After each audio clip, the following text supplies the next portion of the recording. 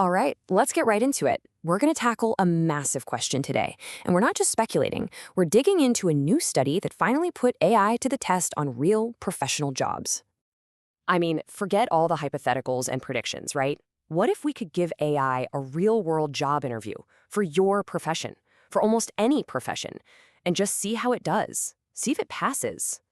Okay, so here's our game plan. First, we'll talk about how we even measure AI's real impact.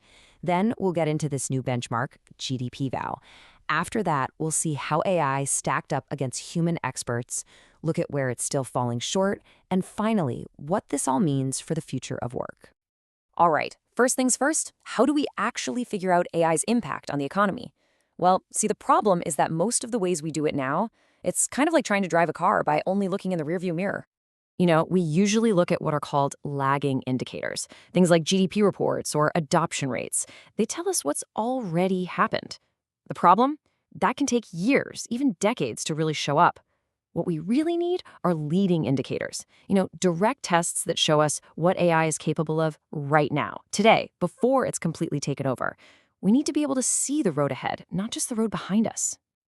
And that, right there, is where GDPval comes in. The best way to think about it?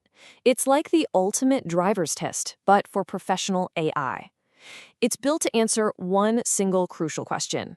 Can an AI actually do the job of a highly skilled human professional? And look, this isn't some abstract academic quiz. GPval is a collection of real-world tasks from 44 different jobs. We're talking lawyers, marketers, engineers, you name it. And these tasks were sourced directly from the biggest parts of the US economy.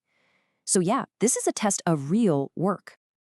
And you gotta appreciate how they built this thing. The process was just incredibly rigorous. They didn't just guess what a job is like. They went straight to the source. They started with the top economic sectors, then they brought in actual industry experts to create tasks based on their real day-to-day jobs. It's this ground-up approach that makes the whole thing so realistic. And get this, the people who designed and graded these tasks, these weren't interns or junior staff. We're talking about seasoned pros from places like Apple, Google, and Goldman Sachs. On average, they had 14 years of experience. So the bar for this test was set by people at the absolute top of their game. So you can see why this makes GPTval a completely different beast compared to other AI tests. The tasks are real, they're complex, they require using multiple files like spreadsheets and slide decks, and this is crucial. They're not just graded on right or wrong, they're graded on subjective things like style and structure. These are serious, heavy-duty assignments, the kind that take a human expert about 7 hours on average to complete.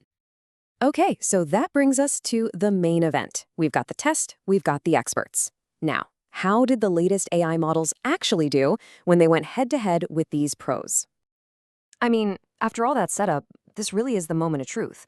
Can AI create work that's actually good enough to impress a seasoned professional?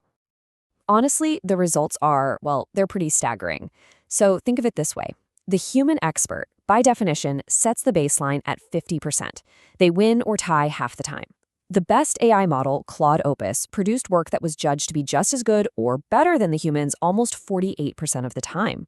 That is so close to human-level performance, and GPT-5 isn't far behind at all. And you should know, this isn't just a fluke. This isn't a one-off result. The study shows a clear trend here. Performance has been getting better and better over time. If you just look at the OpenAI models, from the older ones to the latest, you see this steady, consistent climb upwards. The takeaway? These models are getting better, and they're getting better fast. But hold on. Nearly human-level quality sounds amazing, but it's not the whole story. The reality is actually a bit more nuanced, and this is where things get really interesting and really practical for all of us. Check this out. It shows that even when the AI isn't perfect, it can still be a massive productivity booster. The study looked at a scenario where a human expert uses the AI to get a first draft and then just fixes it up. Even with that extra step, they finish the job almost 1.5 times faster and cheaper. That is a huge efficiency gain in the real world. Okay, but here's the catch. Why does the AI fail when it does fail? And the answer is actually fascinating. You'd think it would be a lack of knowledge or making stuff up, right? Nope. The single biggest reason is it's just not great at following instructions precisely. It messes up formatting, it ignores files you give it, or it just misses a key detail you put in the prompt. And this is also super important. We need to understand the kind of failures we're talking about. The experts didn't say most mistakes were catastrophic. In fact, for the top model, that happened only like 3% of the time. Much, much more often, the AI's work was just rated acceptable but subpar.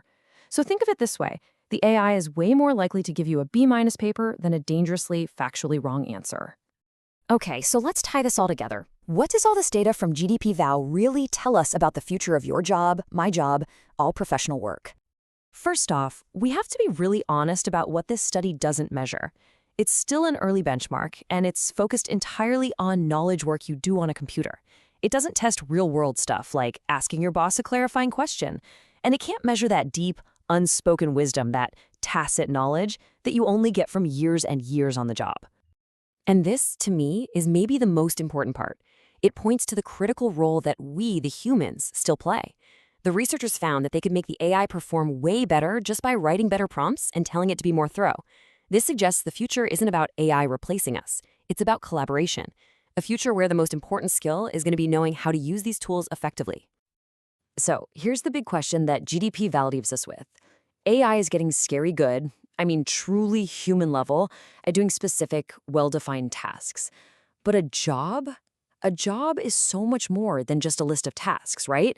It's about context, it's about teamwork, it's about judgment. And that gap, the gap between mastering a task and actually doing a job, that's where the entire future of work is going to be decided.